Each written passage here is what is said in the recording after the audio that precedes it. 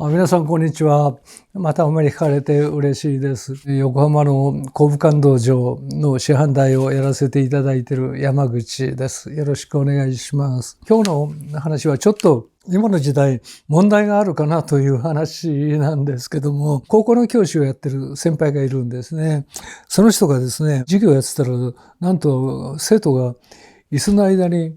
座布団敷いて花札やってるっていうんですね。柄の悪い高校なんですね。ここでみんなしかも体がでかい。だから他の教師は気がついてもね、あんまり注意しないらしいんですよね。これでそれだけど、その先輩は怒り心頭というかですね、これでビンタ食らわせんじゃないんだと、もう当て身入れちゃったよって言うんですね。だからバーッとね、ここに当て身入れちゃった。そうしたら鼻の下が腫れてきちゃったって言うんですね。ここでさすがにこれはまずかったなと思って、両親に電話したらしいんですね。そしたら、ああ、そうですか、やってくれましたが、いや、息子はなかなかね、言うこと聞かなくて、もう親は手が出せないんですよ。よくやってくださいましたってですね、親に感謝されたっていうんですね。確かにもう、体がでかい高校生、両親もう制御できないでしょうね。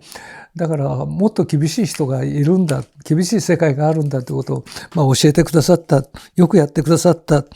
ていうことだったと思うんですけども、じゃあ本人はどうだったかっていうとですね、それ以降もとても懐いてくるというかですね、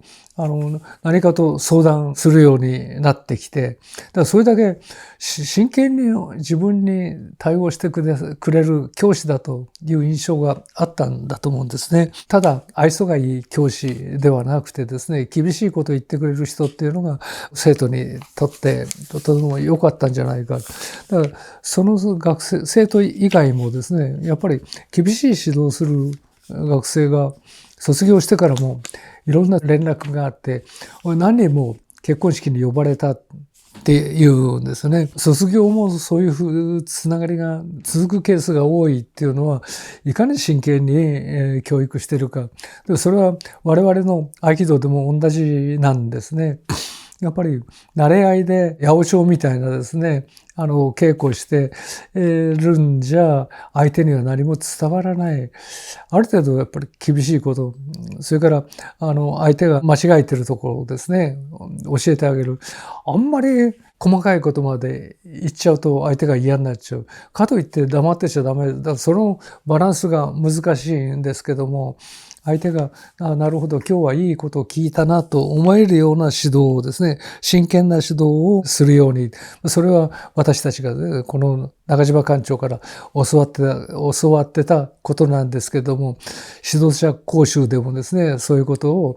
非常に厳しくいかに指導するか。例えば私は真冬でも道着の下何も着ないんですけども、指導者は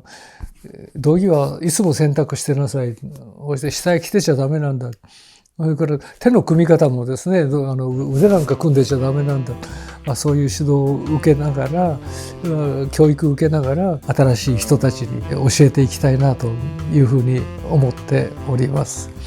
今日は指導者の立場としてですね、一言お伝えいたしました。どうもご清聴ありがとうございました。